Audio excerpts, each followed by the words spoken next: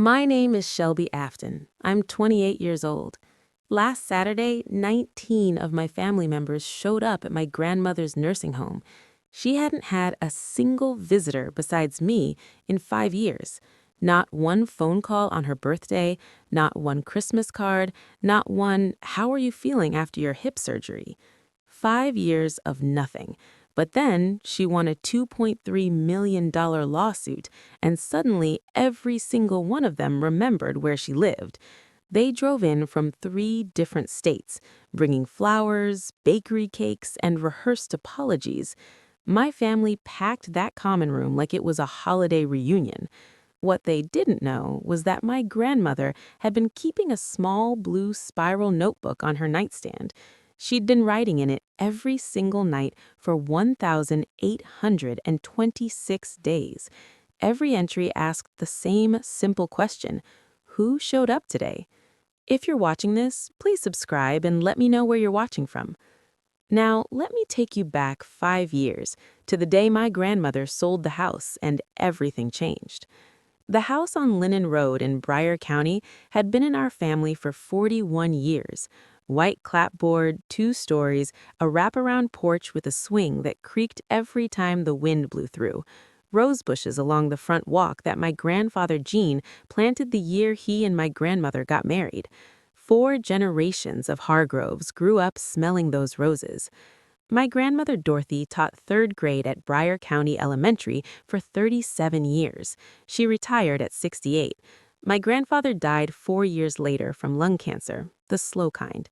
After that, she lived alone in that house for 12 years. She mowed her own lawn until she was 75.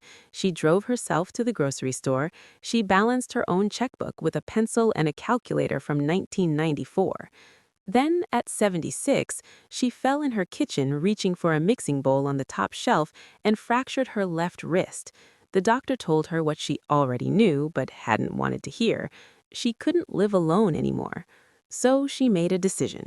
She put the house on the market, sold it for $280,000, and used the money to pay for a room at Pine Rest Care Center, the closest facility with an opening. She didn't ask any of her 4 children for help. She didn't want to be a burden, her words exactly. The family lost their minds. My Aunt Donna, the oldest, called it financial sabotage.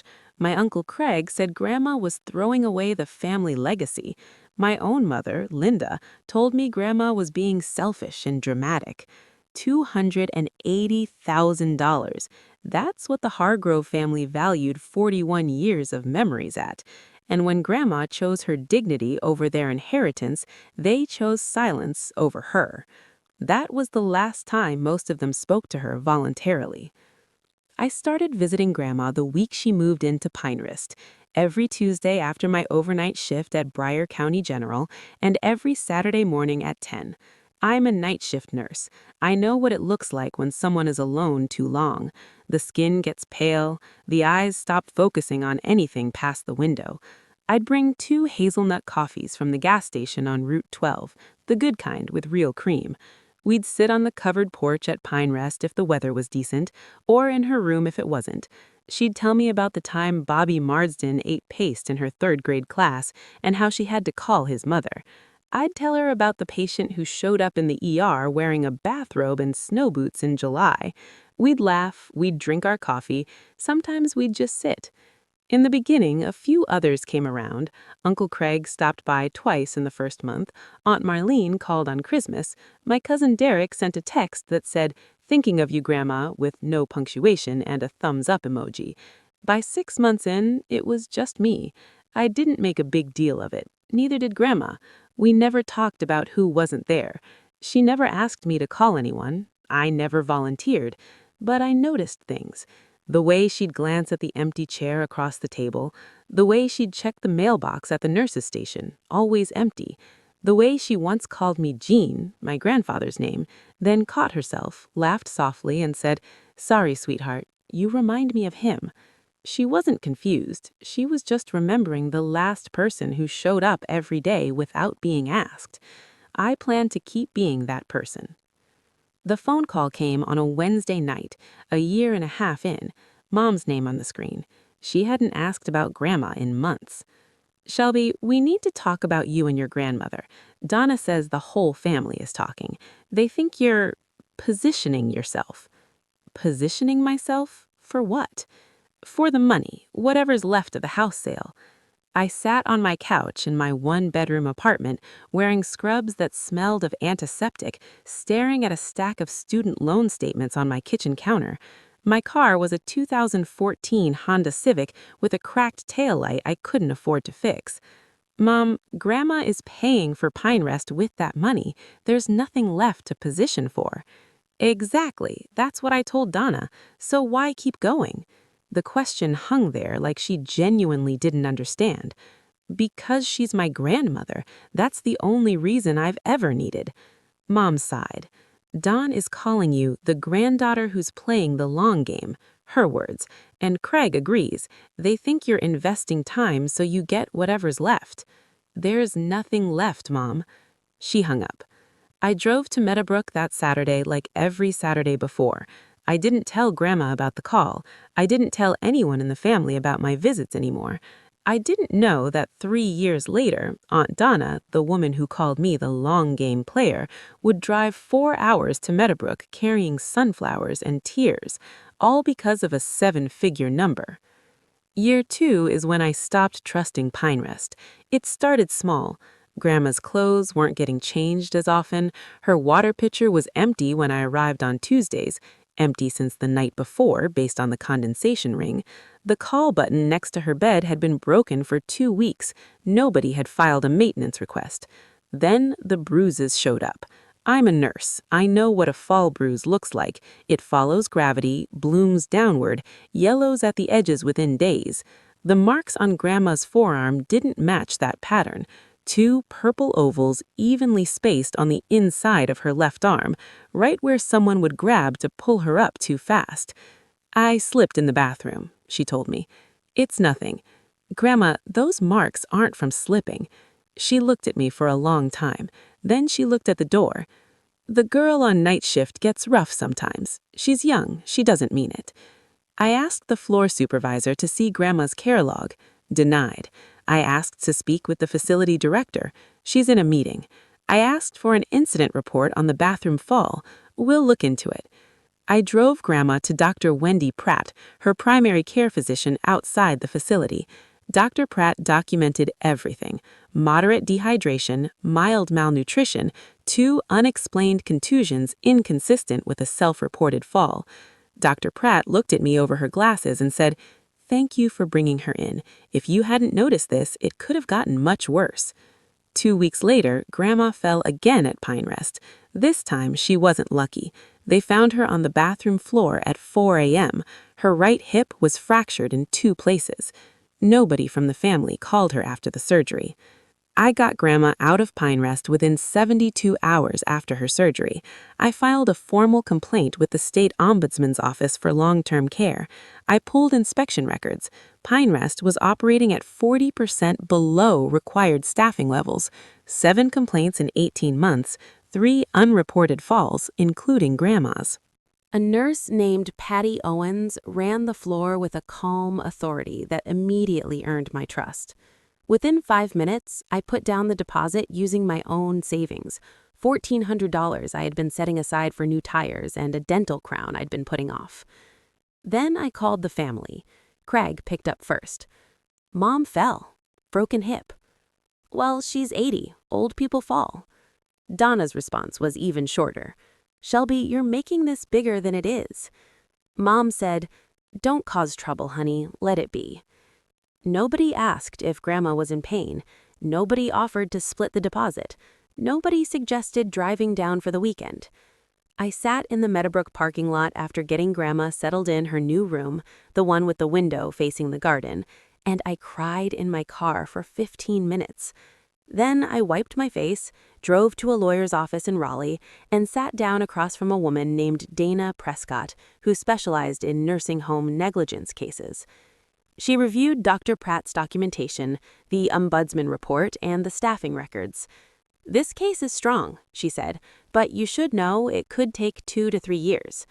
I thought about every Tuesday and Saturday for the past 2 years. 520 visits. I knew how to wait. "We're filing," I said.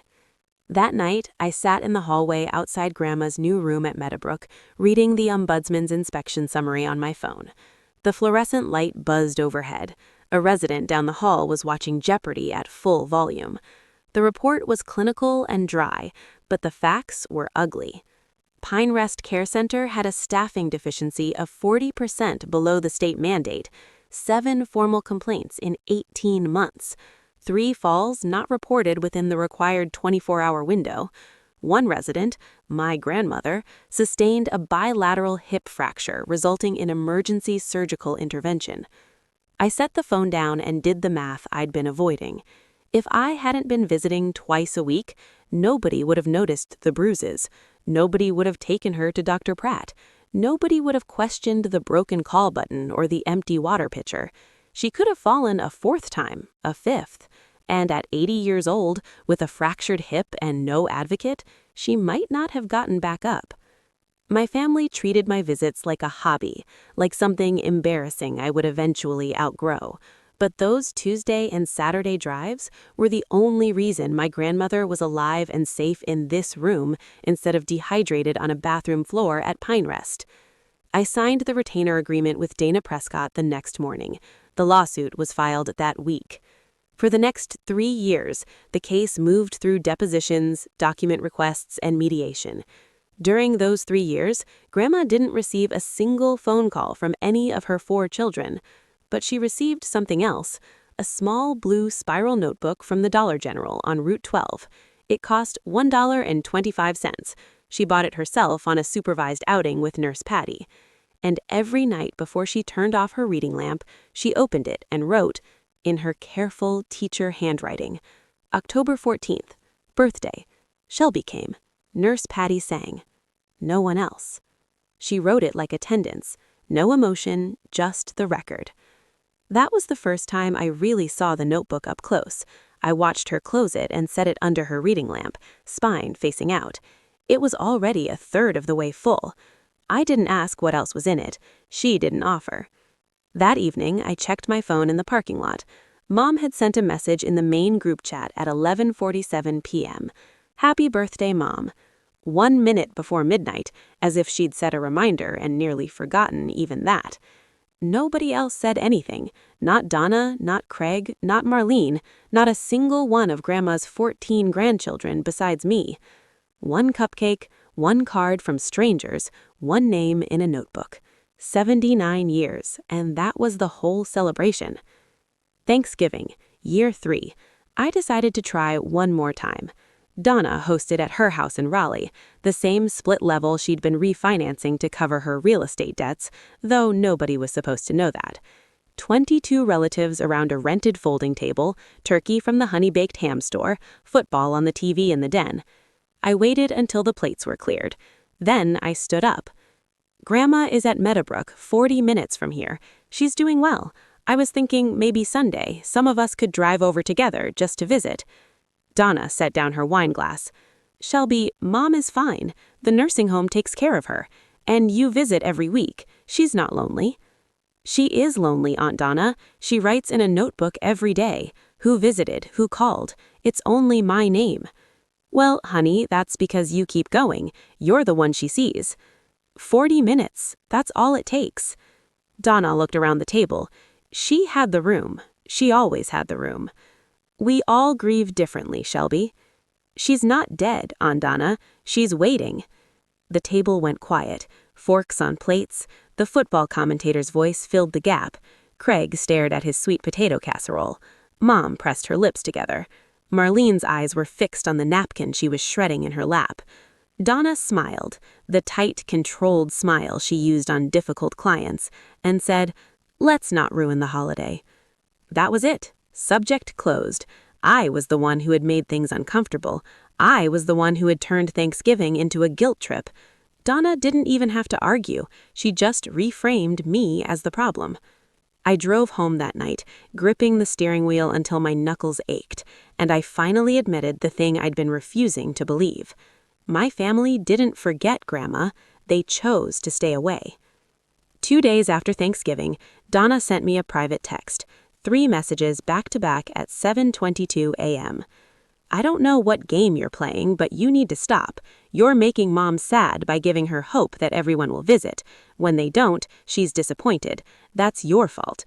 If you really loved her, you would let her adjust to her situation instead of stirring things up. I read the messages 3 times. Each time, the logic twisted tighter. Donna was telling me that visiting Grandma was the cruelty, that showing up was what caused the pain, not the absence of everyone else, but the presence of me, reminding Grandma of what she didn't have. It was the most sophisticated piece of blame shifting I'd ever seen. And for about 30 seconds, sitting on the edge of my bed at 6 in the morning with my scrubs still on from the night shift, I almost believed it. Almost. Then I thought about Grandma's notebook, the careful handwriting, the dates, the same entry over and over. Shelby came, no one else. Donna wasn't protecting Grandma from disappointment. Donna was protecting herself from accountability. As long as nobody visited, nobody had to feel guilty. I was the inconvenient proof that showing up was possible, and they were choosing not to. I didn't reply to Donna's texts. I screenshot them, saved them in a folder on my phone labeled Family, and drove to Meadowbrook that Saturday with 2 hazelnut coffees and a paperback mystery novel Grandma had asked for. I didn't need Donna to understand. I didn't need anyone's permission. I just needed Grandma to know I was still there. She was sitting by the window when I walked in. She looked up, smiled, and said, "You brought the good coffee." "Always, Grandma." I want to pause here for a second. If you're someone who's been showing up for a family member, driving across town after a long shift, making phone calls nobody returns, sitting in rooms where the only name in the visitor log is yours, I see you. I really do. Drop a comment and tell me, have you ever been the only one who showed up? Because I think there are way more of us than anyone wants to admit. Hit subscribe if this story is hitting close to home. Now, let me tell you what happened next, because this is where everything changed. Over the next year, I started paying closer attention to the notebook. Grandma never hid it. She wrote in it right in front of me. Every visit, she'd pick it up from the nightstand, uncap her ballpoint pen, and add a line before I left. She'd say my name out loud as she wrote it, the way a teacher reads attendance. Shelby. Tuesday. One afternoon, I asked her directly, "Grandma, what's in the notebook?" She looked up over her reading glasses, the silver-framed ones I'd bought her after the hip surgery, and said, "My schedule, same as when I was teaching. Who came, who called, who sent something." "Why do you keep track?" She set the pen down. "Because I want to remember, and because I want proof that I'm not making it up in my head." I didn't fully understand the second part then. I do now. She turned the notebook so I could see the open page. Neat columns, date on the left, entry on the right. Her handwriting was small, but perfectly even. 37 years of writing on chalkboards will do that. Tuesday, March 7th. Shelby visited. Brought coffee. Hazelnut. Wednesday, March 8th. No visitors. No calls. Thursday, March 9th. No visitors, no calls. Saturday, March 11th. Shelby visited, brought mystery novel. Every page looked the same. Dates, my name, no one else. Some days were completely blank except for the date and 2 words, no visitors. I did a quick count in my head. She'd been writing in this notebook for over 3 years at that point. That was more than 1,000 entries, 1,000 days of the same answer. She closed it, set it back on the nightstand, and picked up her crossword puzzle. I didn't know then that this notebook would silence a room full of 19 people in under 4 minutes. One Saturday, I walked into Meadowbrook at my usual 10 o'clock, and Nurse Patty met me at the front desk. "Your grandma had a visitor this morning," Patty said, and my heart did something complicated, half hope, half dread. "Who?" "Mr. Caldwell, attorney. He was here for about an hour." I knew Grandma's lawsuit attorney, Dana Prescott, out of Raleigh. James Caldwell was a name I'd never heard. I found Grandma in her room, sitting in her chair by the window, looking perfectly calm. The blue notebook was on her lap. "Grandma, Patty said a lawyer came this morning, Mr. Caldwell." She nodded. "I'm updating my will, sweetheart. Just routine." I felt something pull tight in my chest. Not greed, I promise you that. Fear. When someone in their 80s starts talking about their will, it lands differently. "Is everything okay?" "Everything is fine. Mr. Caldwell says my wishes are very clear now. No room for interpretation." She said it the way she used to announce a pop quiz. Matter of fact, with just a sliver of something underneath. I didn't fully understand the second part then. I do now. She turned the notebook so I could see the open page. Neat columns, date on the left, entry on the right. Her handwriting was small, but perfectly even. 37 years of writing on chalkboards will do that. Tuesday, March 7th. Shelby visited. Brought coffee. Hazelnut. Wednesday, March 8th. No visitors. No calls. Thursday, March 9th. No visitors. No calls. Saturday, March 11th. Shelby visited. Brought mystery novel. Every page looked the same. Dates, my name, no one else. Some days were completely blank except for the date and 2 words, no visitors. I did a quick count in my head. She'd been writing in this notebook for over 3 years at that point. That was more than 1,000 entries, 1,000 days of the same answer. She closed it, set it back on the nightstand, and picked up her crossword puzzle. I didn't know then that this notebook would silence a room full of 19 people in under 4 minutes. One Saturday, I walked into Meadowbrook at my usual 10 o'clock, and Nurse Patty met me at the front desk. "Your grandma had a visitor this morning," Patty said, and my heart did something complicated, half hope, half dread. "Who?" "Mr. Caldwell, attorney. He was here for about an hour." I knew Grandma's lawsuit attorney, Dana Prescott, out of Raleigh. James Caldwell was a name I'd never heard. I found Grandma in her room, sitting in her chair by the window, looking perfectly calm. The blue notebook was on her lap. "Grandma, Patty said a lawyer came this morning, Mr. Caldwell." She nodded. "I'm updating my will, sweetheart. Just routine." I felt something pull tight in my chest. Not greed, I promise you that. Fear. When someone in their 80s starts talking about their will, it lands differently. "Is everything okay?" "Everything is fine. Mr. Caldwell says my wishes are very clear now. No room for interpretation." She said it the way she used to announce a pop quiz. Matter of fact, with just a sliver of something underneath. I didn't fully understand the second part then. I do now. She turned the notebook so I could see the open page. Neat columns, date on the left, entry on the right.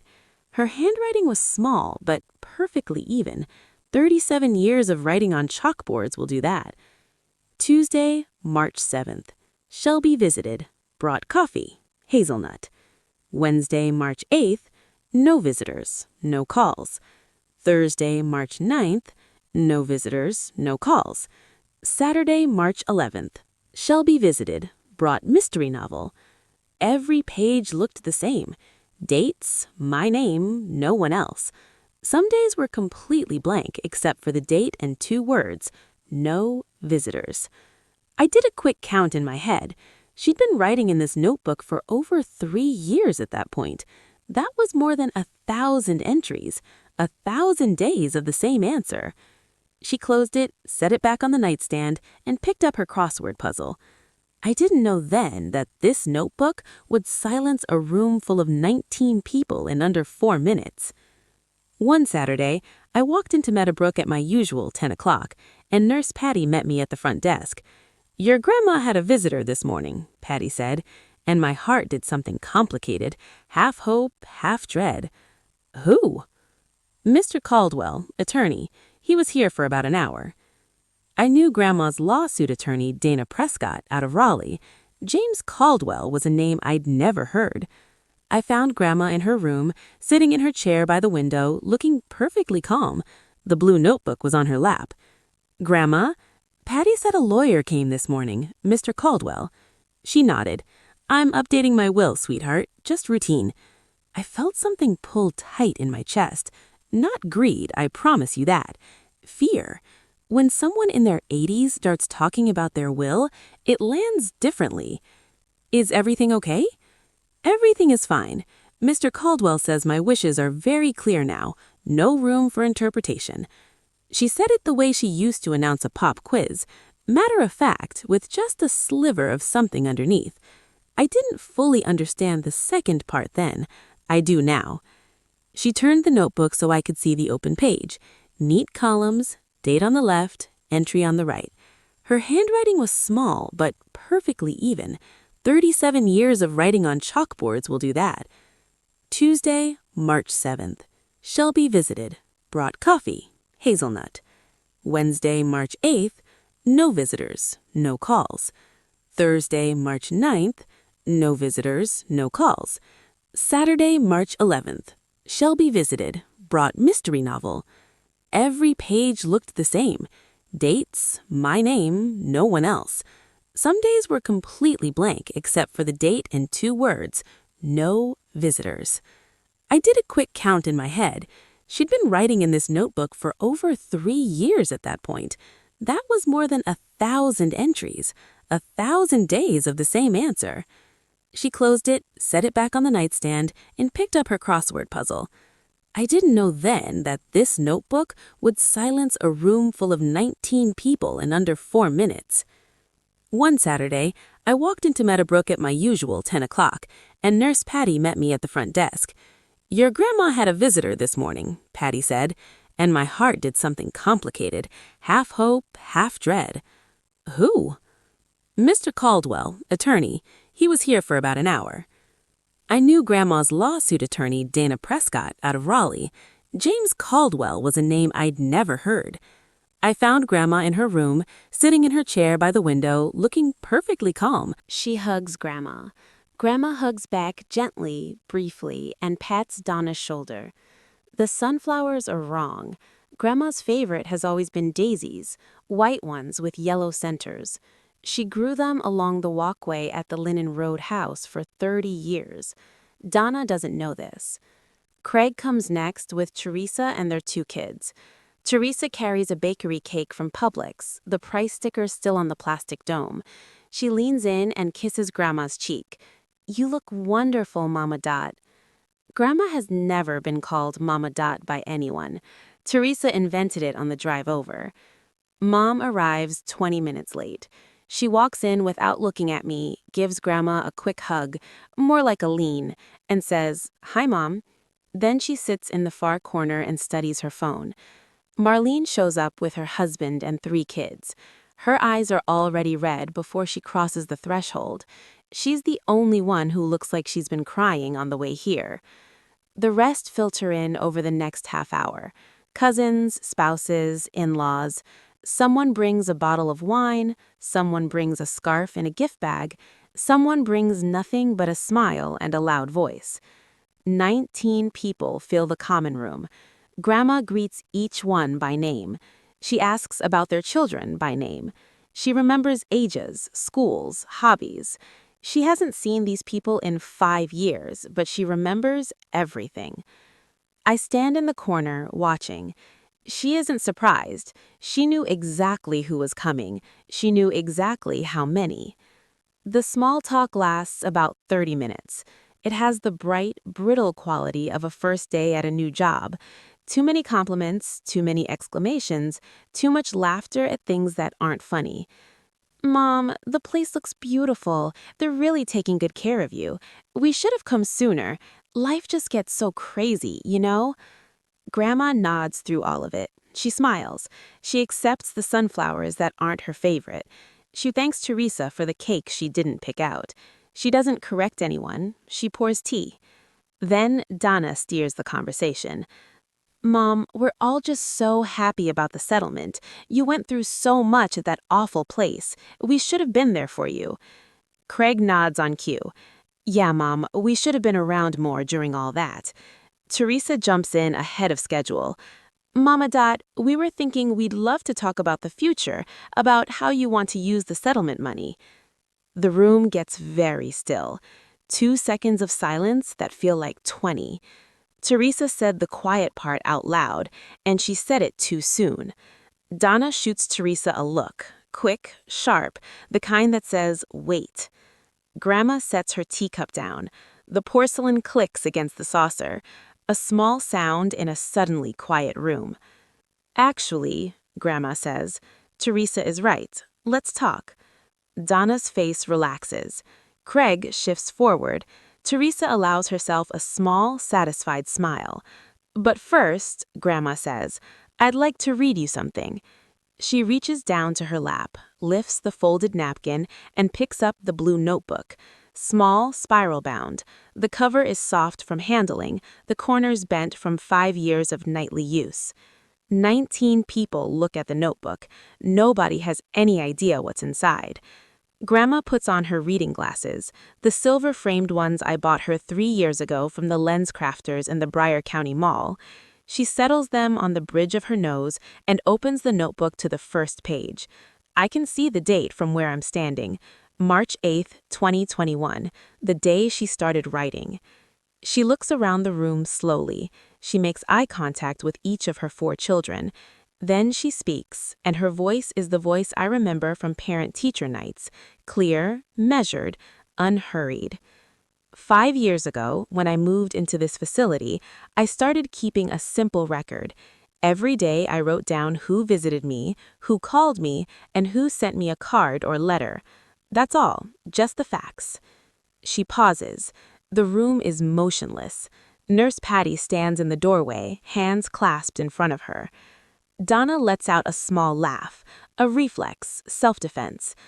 Mom, you really don't have to. Grandma raises one hand, not sharply, not dramatically, the way a teacher signals a classroom to settle down. I'd like to read. You all drove a long way to be here. Give me 5 minutes. Donna closes her mouth. Craig crosses his arms. Teresa stares at the notebook like it might catch fire. Mom, my mother, Linda, sits in her far corner chair, spine straight, eyes fixed on a point above Grandma's head. She doesn't cry. She doesn't apologize. Her jaw is set, and I recognize the expression. I've seen it in the mirror. She's not ashamed. She's angry, angry at being exposed. I stand in the corner with my arms at my sides and say nothing. This isn't my moment. It's Grandma's. She's been composing this for 1,862 days, and she doesn't need me to add a single word. Donna stands up. Her chair scrapes the floor. This isn't fair, Mom.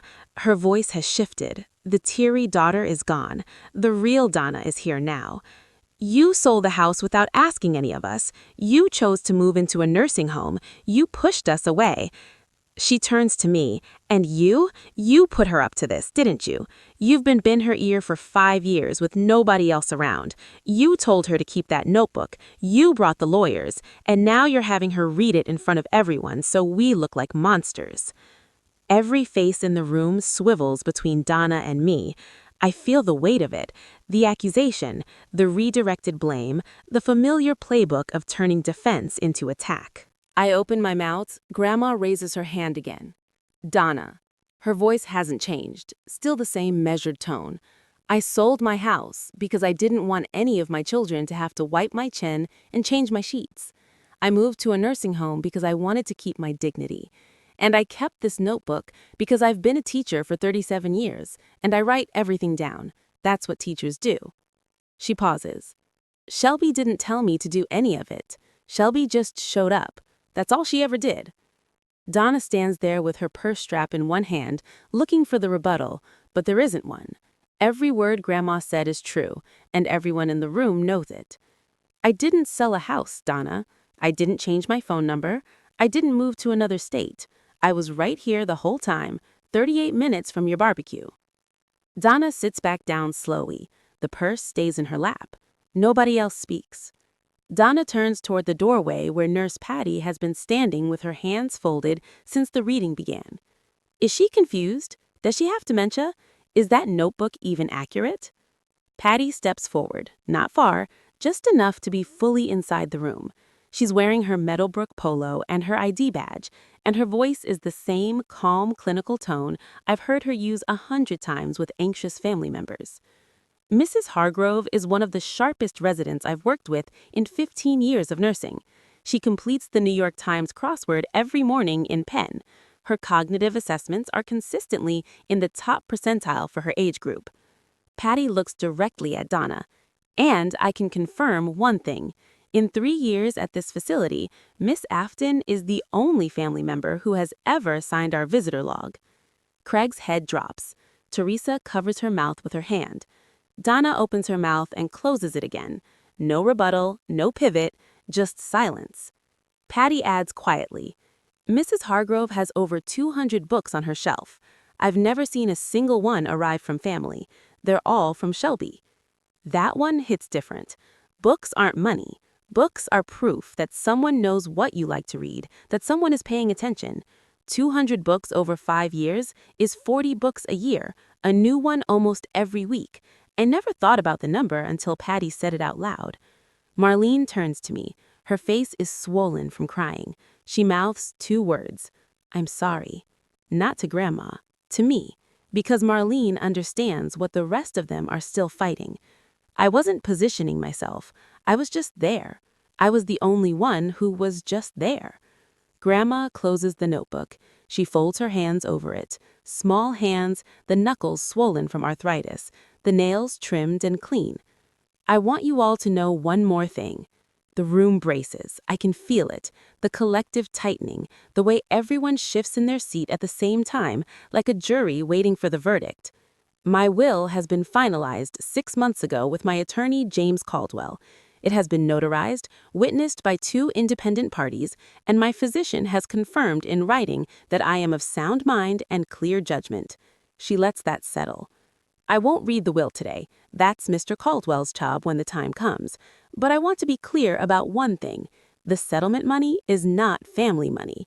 It is compensation for what I endured at Pine Rest. The falls, the broken hip, the nights I lay on the floor waiting for someone to answer a call button that didn't work.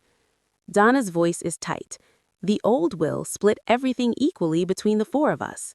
Grandma looks at Donna. No anger, no satisfaction, just facts. The old will was written when I had 4 children who visited. Nobody moves. I updated my will based on this notebook, on 5 years of evidence. I'm not angry, Donna. I'm not punishing anyone. I'm 82 years old, and I've learned something very simple. She pauses. She looks at every face in the room, her children, her grandchildren, the spouses and partners and in-laws who came carrying flowers and guilt and appetites for a share of $2.3 million.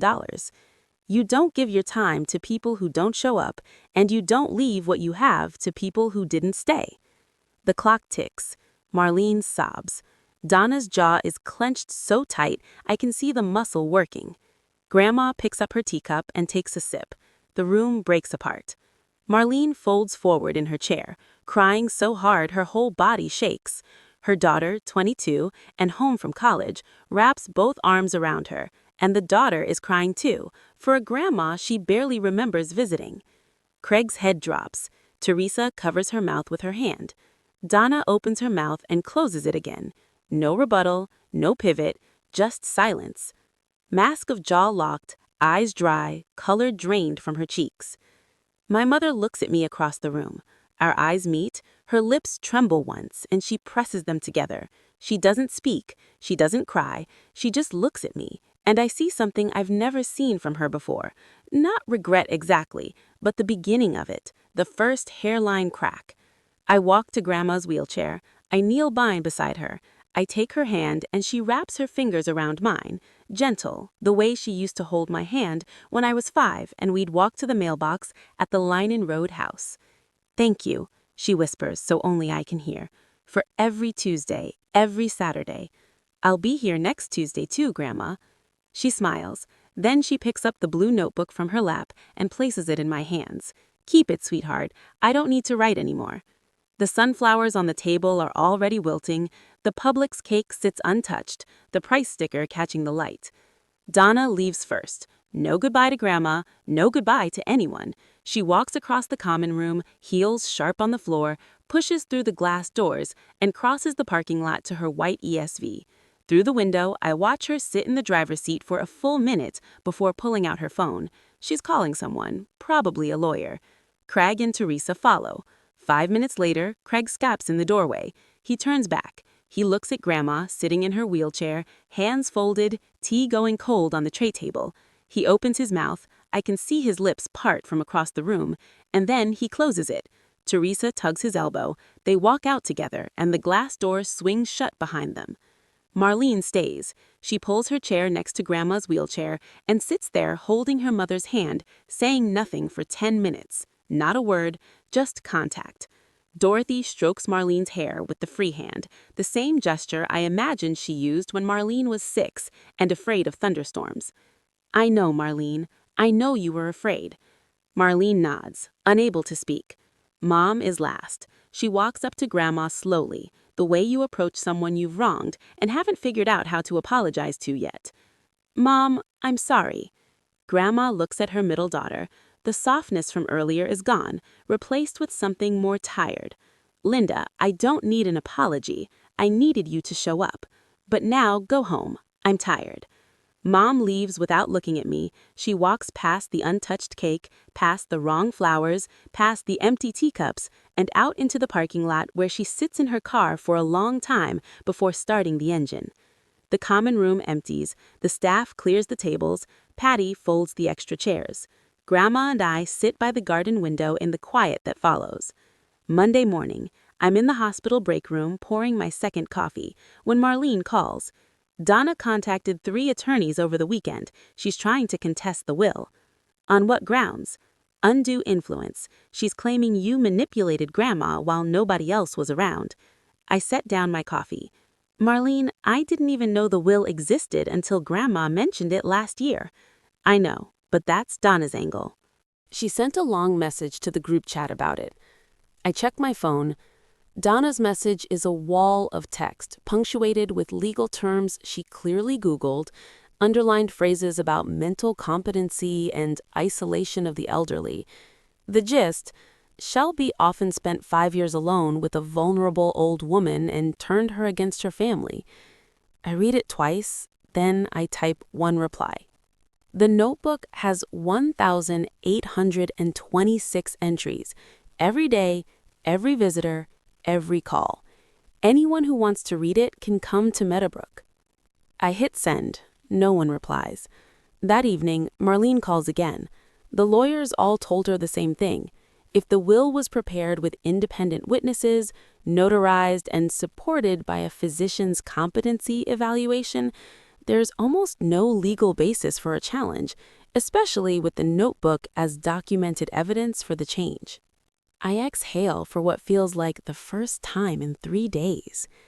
And Shelby, I want you to know something. I'm not going to be part of any challenge. I'm not fighting the will. I deserved what happened in that room. I sit with that for a minute. My aunt, the one who accidentally forwarded that message about Grandma not lasting another winter, is the one who broke from the pack first. Thank you, Aunt Marlene. Don't thank me. I should have called you 5 years ago. The following week, Grandma asked me to visit Mr. Caldwell at his office, not to discuss the contents of the will. She's clear about that. But so I understand the process. James Caldwell's office is in a converted Victorian on Main Street in Clayton, 20 minutes from Meadowbrook. Bookshelves floor to ceiling, a wooden desk that looks older than I am. He shakes my hand and gestures to a chair. Your grandmother is one of the most organized clients I've ever worked with, he says, in my 30 years of practice. He tells me the will was prepared in full compliance with North Carolina law. 2 independent witnesses, both Meadowbrook staff members, neither of whom is me. Dorothy's primary care physician, Dr. Pratt, provided a written cognitive evaluation, confirming full mental capacity. The will was notarized at the Clayton Public Library by a state-certified notary. Mrs. Hargrove brought the notebook to every meeting, Caldwell says, not because I asked, but because she wanted it on record that her decisions were based on documented facts, not emotion, not persuasion, not anyone else's influence. He leans back in his chair. I can't tell you the contents of the will. That's confidential until the appropriate time. But I can tell you this. Your grandmother knew exactly what she wanted. She explained exactly why, and the reasoning is airtight. I nod. I don't ask for details. I don't want to know. Not yet. Not like this. Mr. Caldwell, if my aunt challenges the will, she won't win, but she's welcome to try. He pauses. Miss Afton, your grandmother isn't someone who was influenced. She's someone who was informed. There's a significant difference. I drive back to Meadowbrook and sit with Grandma for an hour. We do the crossword. She beats me by 6 clues. Neither of us mentions the lawyer, the will, or the family. We just sit. In a county of 11,000 people, news doesn't need the newspaper. Within 2 weeks of the Saturday reading, the story had traveled through Bryan County the way stories do in small towns, at the diner counter, in the church parking lot, across the fence between neighbors who've known each other for 30 years. The details shifted slightly with each retelling, but the core stayed the same. Dorothy Hargrove kept a notebook for 5 years, and when her family came back for the money, she read it to them. Donna felt it first. She runs a small real estate office on Oak Street, 3 agents, a part-time assistant, a listing in the church bulletin. She depends on reputation. People in Bryan County buy houses from people they trust.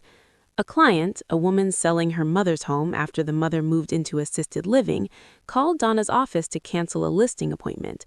She told the assistant, I don't think I want to work with someone who didn't visit her own mother for 5 years. A second client pulled out the next week. Same reason, different words. Donna's mortgage situation, 2 properties, both underwater, payments she'd been juggling since before the pandemic, got tighter. The income she was counting on to keep things together wasn't coming. Her last message to Grandma arrived on a Tuesday. You've destroyed this family. Grandma read it. I saw her pick up the phone, look at the screen for a few seconds, then set it face down on the nightstand. She picked up her crossword puzzle and found 17 down. I asked if she was okay. She looked at me over her reading glasses and said very quietly, I didn't destroy this family, sweetheart. I just stopped pretending it wasn't already broken. Then she went back to her crossword. Mom calls me on a Wednesday evening. I'm sitting on my couch, still in scrubs, eating cereal for dinner because the grocery run didn't happen this week. Shelby, her voice is thin, tired. Do you have any idea what it felt like sitting in that room, hearing your name read out loud, over and over, 1,800 times? I can imagine, Mom. No, you can't. I set the cereal bowl on the coffee table. Mom, I asked you to come with me every single week for 5 years. Every Tuesday, every Saturday. I texted you the address. I offered to pick you up. Silence, the kind that fills a phone line like static. I know, she says. I know you did. I was afraid of Donna. I was afraid the whole family would say I was taking your side. Taking Grandma's side isn't taking your side, Mom. Taking Grandma's side is just being her daughter.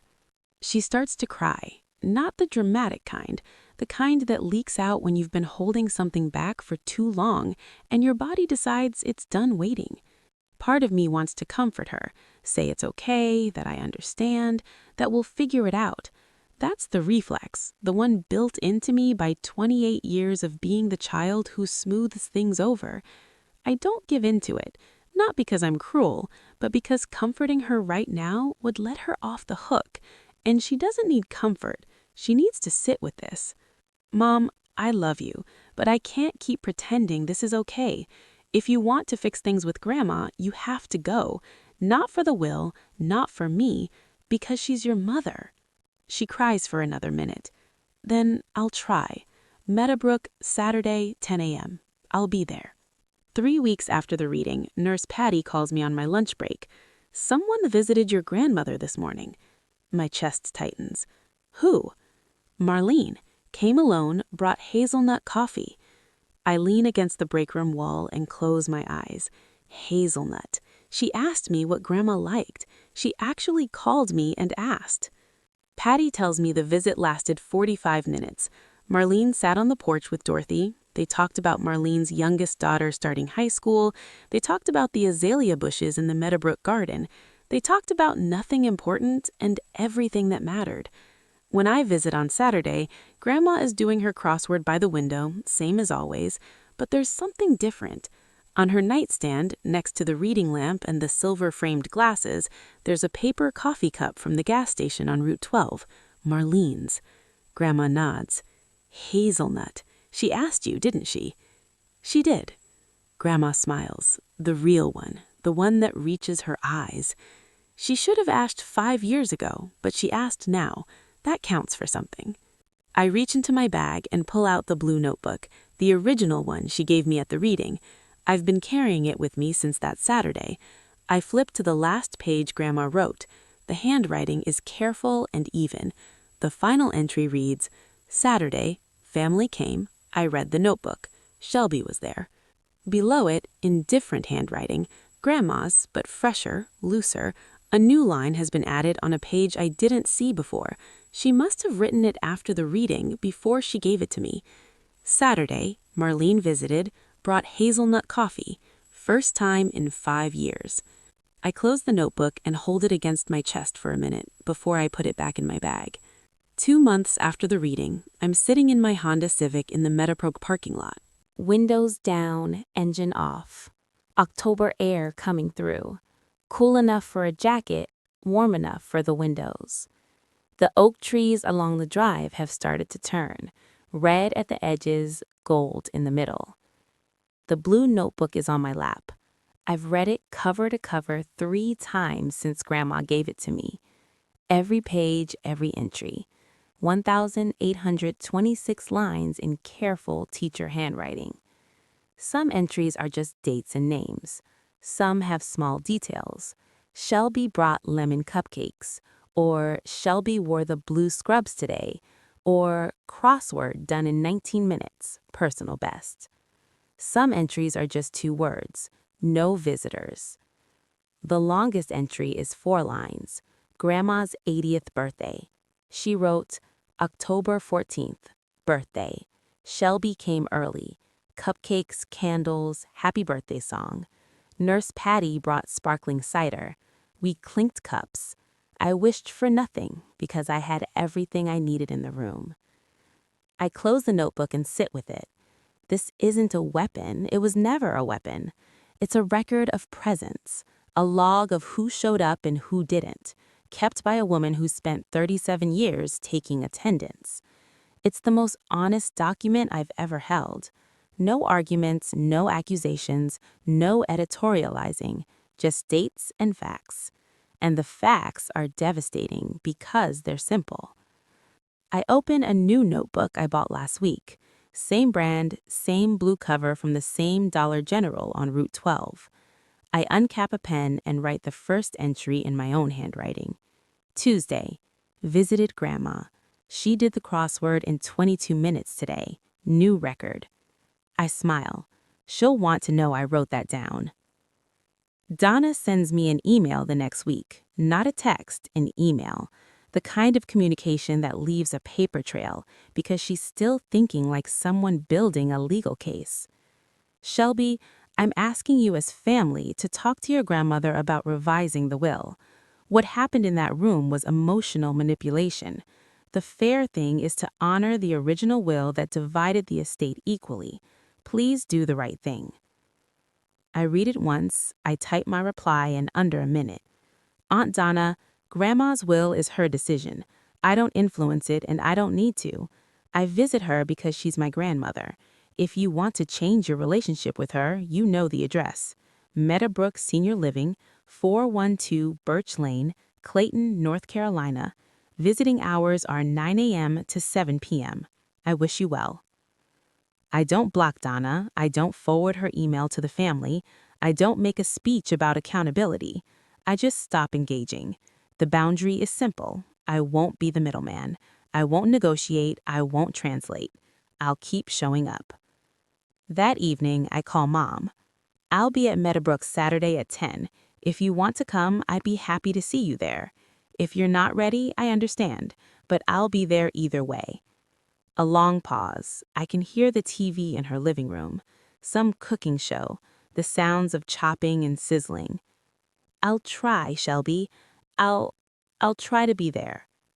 That's all I'm asking, Mom. She's quiet for another few seconds, then very softly.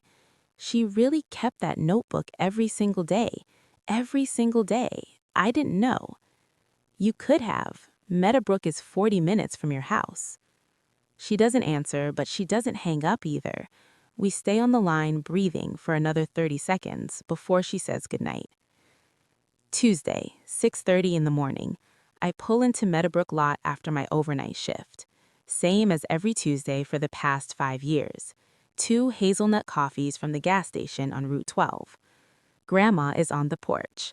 October morning light comes through the oak canopy in patches. Gold on the white railing, gold on her hands folded over the crossword in her lap. She's wearing the lavender cardigan. The silver glasses are perched on her nose. She looks up when I sit down. Sweetheart, 7 across. Loyalty proven by presents, not promises. 10 letters. I blow on my coffee. Think for 3 seconds. Devotion. She writes it in pen. No pencil because Dorothy Hargrove doesn't second-guess her answers. She nods. Exactly right. We sit, we drink the hazelnut coffee. A cardinal lands on the bird feeder Patty helped her hang last spring. The morning is quiet, the kind of quiet that doesn't need to be filled. I open the new blue notebook on my knee and write, Tuesday, visited Grandma, crossword clue, devotion. She sees me writing and smiles, doesn't ask what I wrote. She already knows. I'm not telling this story to punish my family. I'm not telling it for revenge or sympathy or internet points. I'm telling it because somewhere out there right now, someone is driving across town after a double shift to sit with a person the rest of the family forgot. Someone is signing a visitor log where their name is the only one on the page. Someone is bringing coffee and books and showing up week after week without applause. If that's you, you're not invisible. You're not wasting your time. You are everything. And one day, somebody's going to write your name in their notebook, every single page. If this story made you feel something, I'd love to hear from you. Drop a comment below. Are you the Shelby in your family? Do you know one? And if you take one thing from this story, let it be this. Showing up isn't just a nice thing to do. It's the only thing that counts. My grandmother taught 3rd grade for 37 years. She graded on attendance, and in the end, that's exactly how she wrote her will. Check the description for more stories like this one. And please, if you haven't already, subscribe and hit that bell. I'll see you in the next one. Thank you.